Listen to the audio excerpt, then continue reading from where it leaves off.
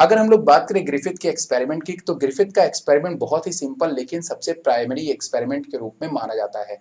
Griffith ने अपने experiment के अंदर ये बात बताई कि जो हमारा जो डीएनए होता है, जो ट्रांसफॉर्मेशन का, ग्रिफिथ का जो एक्सपेरिमेंट था वो बेसिकली एक्सपेरिमेंट था ट्रांसफॉर्मेशन का।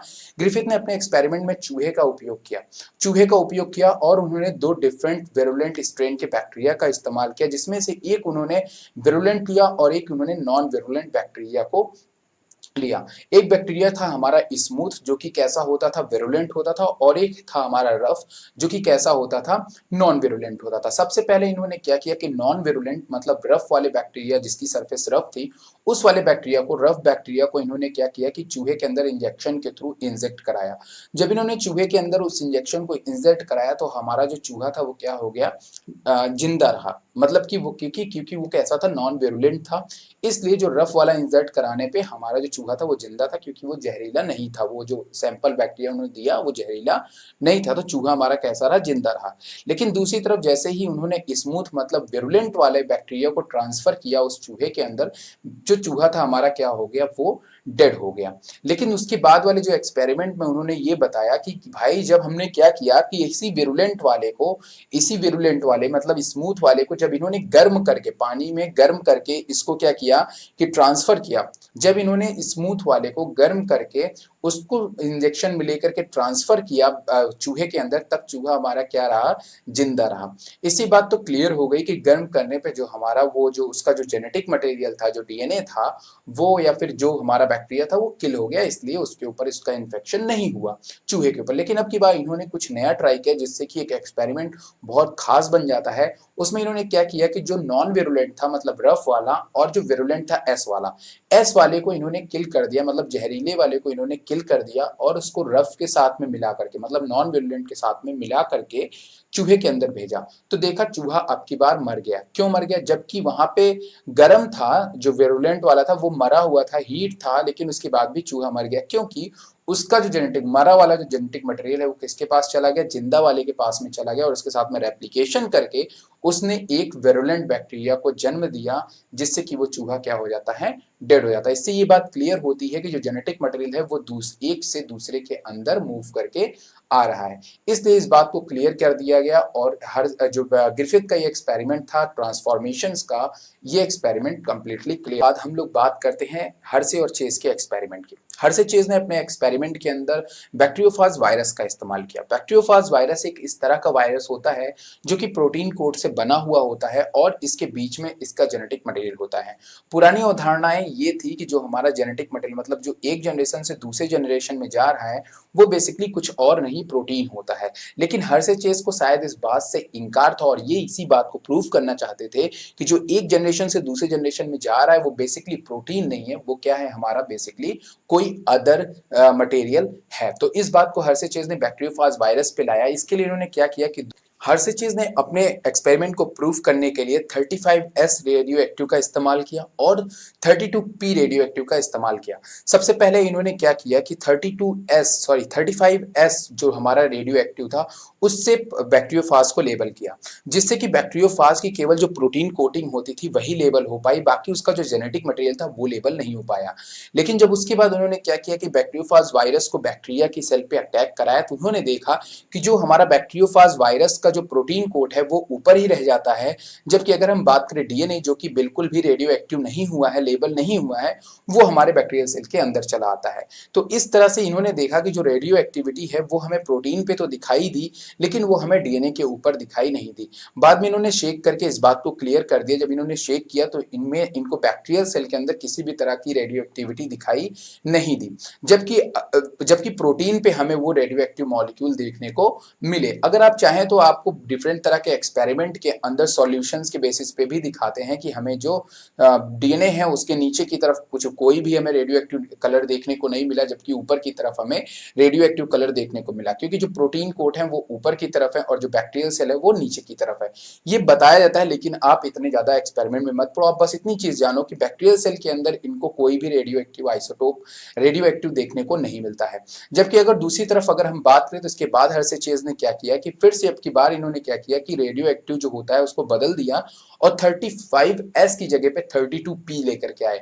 अब की बार जो 32P होता है, जब उसके इससे इन्होंने बैक्टीरियोफाज को लेबल किया तो इस बार इन्होंने देखा कि हमारा जो बैक्टीरियोफाज होता है उसका जो प्रोटीन कोट होता है वो लेबल नहीं हुआ, लेकिन इसका जो जेनेटिक मटेरियल होता है अंदर वाला वो लेबल हो गया। अब इस बात को कैसे पता किया, इसके लिए इन्होंने क्या किया कि सबसे पहले बैक्टीरियल जो बैक्टीरियोफाज की जो सेल होती है उसको बैक्टीरियल सेल के ऊपर अटैक करा दिया, जिससे कि जो जेनेटिक मटेरियल है बैक्टीरियोफाज ने फिर से अपने जेनेटिक मटेरियल को सेल के अंदर ट्रांसफर कर दिया, जिससे कि देखा कि जो हमें बैक्टीरियल सेल मिली उसके अंदर हमें रेडियो एक्टिव 32P देखने को मिलता है, जबकि उसका जो प्रोटीन कोड जो हमने शेक करके हटा दिया था उस प्रोटीन कोड के ऊपर हमें कोई सी भी तरह का रेडियो एक्टिव देखने को नहीं मिलता है। तो इस तरह से ये बात क्लियर हो गई कि चूंकि जो हमारा प्रोटीन कोड था वो 35S के साथ में बाइंड करता था, जबकि यहाँ पे जो जेनेटिक मटेरियल जो हमें देखने को मिल रहा है बैक्टीरियल सेल के अंदर वो बेसिकली 32P के साथ बाइंड करता हुआ मिल रहा है। तो इस तरीके से दोनों रेडियो एक्टिव अलग अलग मॉलिक्यूल के साथ में बाइंड कर रहे हैं। इससे ये बात क्लियर होती है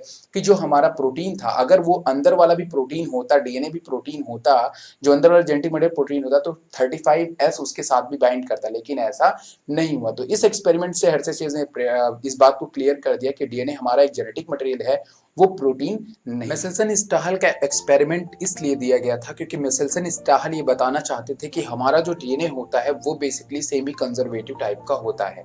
सेमी कंजर्वेटिव टाइप के डीएनए का मतलब ये होता है कि जिसमें एक डीएनए जो होता है वो पेरेंट्स का होता है और एक डीएनए जो होता है वो हमारे डॉटर का होता है।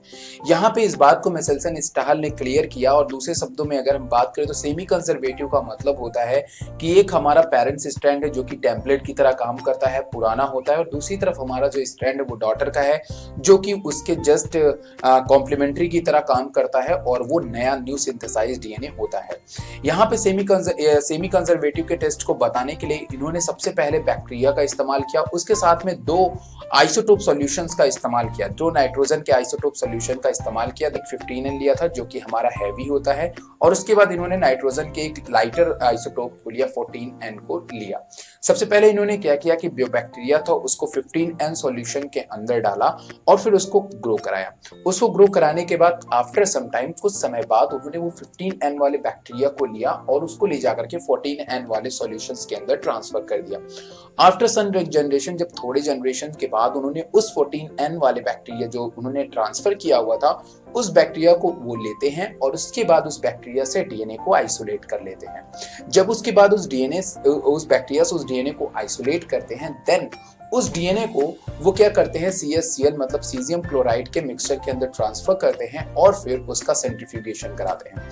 सेंट्रीफ्यूगेशन के लिए एक स्पेशल मशीन होती है जिसपे कि हम लोग क्या करते हैं कि हर एक चीज को सेट कर देते हैं कि कितने आरपीएम पे उसको मूव करना है और उसको हाईली सेंट्रीफ्यूज कराना है, लोअर सेंट्रीफ्यूज कराना है, इस तरीके से उसको सेंट्रीफ्यूज कराया जाता है।